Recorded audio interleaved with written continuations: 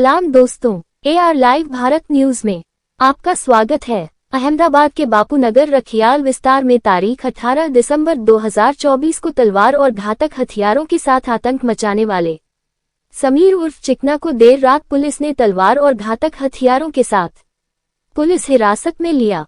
Bapu Nagar police station में 19 दिसंबर 2024 को हेच division ACP एडियोजा साहब ने प्रेस कॉन्फ्रेंस कर बताया कि एक आरोपी समीर उर्फ चिकना को पुलिस हिरासत में लिया है।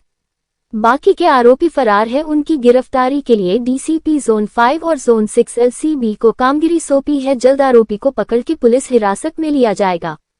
रिपोर्टर सैयद कमालुद्दीन, अहमदाबाद। हमारी YouTube channel AR live Bharat news को सब्सक्राइब करें, हमारी वीडियो को लाइक करें, वीडियो को शेयर करें। જેમાં આરોપીઓ હથિયાર સાથે રખિયાલ વિસ્તારમાં રહેતા એક સલમાન કરીને છે એના ભાઈના ગલ્લા પર ગયેલા અને ત્યાં જઈને સલમાન વિશે હકીકત પૂછ્યા કે સલમાન ક્યાં છે, એમને અગાઉ અદાવત હશે તો એના ભાઈએ કહ્યું કે મને ખ્યાલ નથી, તો ઉશ્કેરાઈ ગયા અને ગાળાગાળી કરી અને તરત જ સલમાનના ભાઈ ઉપર આ લોકોએ તલવાર સાથે એસોલ્ટ કરેલો અને ત્યાંથી એ ફરિયાદી જે છે એ ભાગી ગયેલો। ત્યારબાદ એણે પોલીસમાં 100 નંબર પર ડાયલ કર્યો। 100 નંબર પરથી પોલીસ વાન સ્થળ પર પહોંચેલી અને એ વખતે આ લોકોએ પોલીસ કર્મચારી વિરુદ્ધ પણ એમની ફરજમાં રૂકાવટ કરી અને પોલીસની ગાડી પર પણ એસોલ્ટ કરેલો હતો અને સાઈડ મિરર તેમજ ફ્રન્ટ ગ્લાસ તોડી નાખેલો હતો, જે બાબતે પણ બાપુનગર પોલીસ સ્ટેશનમાં ગુનો રજીસ્ટર કરવામાં આવ્યો છે અને આ બાબતે એક આરોપીની તાત્કાલિક ધરપકડ કરવામાં આવી છે અને બાકીના આરોપીઓ જે બાકી છે પકડવાના એના માટે પણ તજવીજ ચાલુ છે। ડિવિઝન વિસ્તારના ત્રણેય પોલીસ સ્ટેશનના ડી સ્ટાફના માણસો આ કામે લાગેલા છે તેમજ ઉપરી અધિકારીઓની સૂચના મુજબ ઝોન 5 ઝોન 6 ની LCB ની ટીમો પણ આ આરોપીઓ પકડવા માટે કાર્યરત છે। આરોપીઓ કોણ કોણ છે, કેટલા લોકોની વિરુદ્ધમાં ગુનો દાખલ થયો છે, કઈ કઈ કલમો હેઠળ ગુનો દાખલ થયો? આમાં કુલ 6 આરોપીઓ વિરુદ્ધ ગુનો દાખલ થયો છે। એમાં મહેફૂઝ મલેક છે, સરવર ઉર્ફે કડવો છે, ફઝલ શેખ, અલ્તાફ શેખ અને મોહમ્મદ અસરત ઉર્ફે अन्नी આ આરોપીઓ વિરુદ્ધ ગુનો દાખલ થયેલો છે।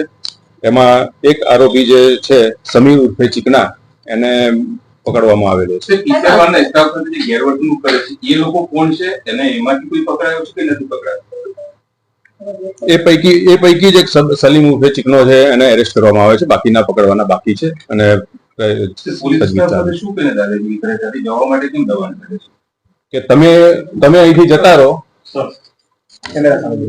તમે અહીંથી નીકળી જાઓ, એ રીતે એમને ત્યાંથી સ્થળ પરથી જતા રહેવા માટે દબાણ કરતા હતા। પોલીસને ભગાડી લોકોનો હુમલો કરવાનું કોઈ પ્લાનિંગ હતું અથવા તો પોલીસને હટી જવા પાછળનું કહેવાનું કારણ શું છે? એટલે એમને ત્યાં બાજુમાં એક હોટલ હતી, એમાં એક ઈસમ જોડે બબાલ ચાલતી હતી, એટલે એ ઈસમ પહેલા એક પોલીસ વાનમાં આવીને બેસી ગયો હતો, એને પોલીસ લઈને નીકળી ગઈ હતી, એટલા માટે એ લોકોએ પછી પોલીસ વાન પર પણ આ રીતે તલવારથી હા તમામ આરોપીઓ વિરુદ્ધ ગુના સર્વિસ સંબંધી ગુનાઓ દાખલ થયેલા છે અગાઉ અને પાસા પણ થયેલી છે, તડીપાર પણ કરવામાં આવેલી છે।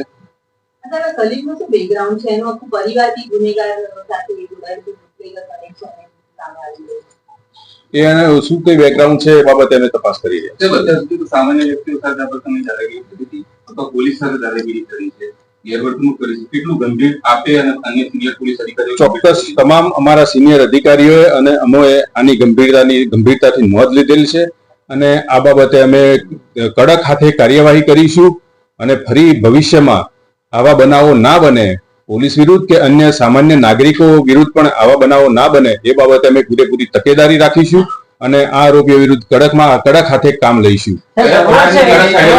ભૂતકાળમાં પણ આપણે તડીપાર ને પાપે જેવી કાર્યવાહી કરી છે, અસર નથી દેખાઈ આવે છે, કયા પ્રકારની કાર્યવાહી હવે થશે? આ જ રીતે પેપર પર પણ લઈશું અમે અને વારંવાર કોમ્બિંગ કરીશું અને વિસ્તારમાં આવું કંઈ પણ જણાશે તો એમના વિરુદ્ધ તાત્કાલિક અમે પગલાં લેવાની છેલ્લા 15 દિવસથી જે પ્રકારે કોમ્બિંગ ચાલી રહ્યું છે, અનેક કાર્યવાહી પણ કરવામાં આવી છે, તેમ છતાં આ પ્રકારનો બનાવ અને એ પણ પબ્લિક સાથે તો ઠીક છે, પોલીસ સાથે જે પ્રકારનું ગેરવર્તણૂક છે, મામલાને આપ કેવી રીતે જોઈ રહ્યા છો, કેટલી ગંભીરતાથી જોઈ રહ્યા છો? અમે પૂરેપૂરી ગંભીરતાથી આને લઈ રહ્યા છીએ, કારણ કે પબ્લિક માટે તો ઠીક છે, પણ પોલીસ પર પણ જો આ રીતે હુમલો થાય બહુ ખરાબ પરિસ્થિતિ છે, અને એ માટે અમે 100% એની ખૂબ જ ગંભીરતાથી નોંધ લીધેલી છે. સર્વરે અગાઉ પોલીસ પર કદાચ આને જ હુમલો કર્યો હતો. હા, રખિયાલ પોલીસ સ્ટેશનમાં.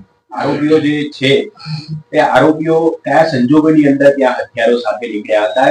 કોઈ ઝઘડાની અદાવત હતી કે પોતાનો રોપ જમાવવા માટે સલમાનને શોધવા ગયા હતા? સલમાન સાથે શું અદાવત હતી? એ પ્રોપર માહિતી હજી મળી નથી. એની તપાસ અમે કરી રહ્યા છીએ કે સલમાન સાથે એમની શું અદાવત હતી. એ આરોપી પકડીશું એટલે એમને થોડી માહિતી મળી જશે. અને અત્યારે પેરોલ જમ્પ છે સલમાન છે.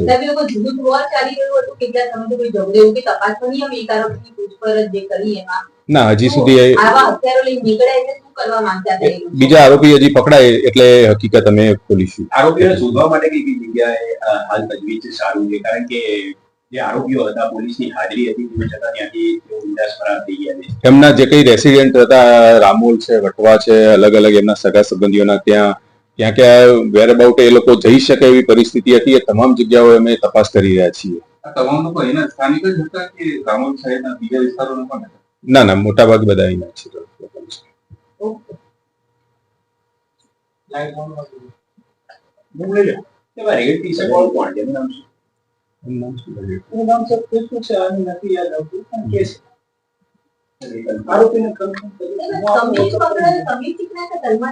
નહીં સર, સલીમ. આ પેલા હુમલો થયો ખબર છે આપણે રખિયાલમાં દાખલ થઈ ગઈ બધા કડવો હતો જ ને એમાં પેલા પોલીસ હા, સર્વર કડવો ને સર્વર કડવો, બે સર્વર છે, એક કડવો ને કડવો. એમાંથી કેટલા લોકો પોલીસ પર હુમલો કરવામાં હતા પેલા? મતલબ ફઝલ ને સર્વર બે લાગે, બે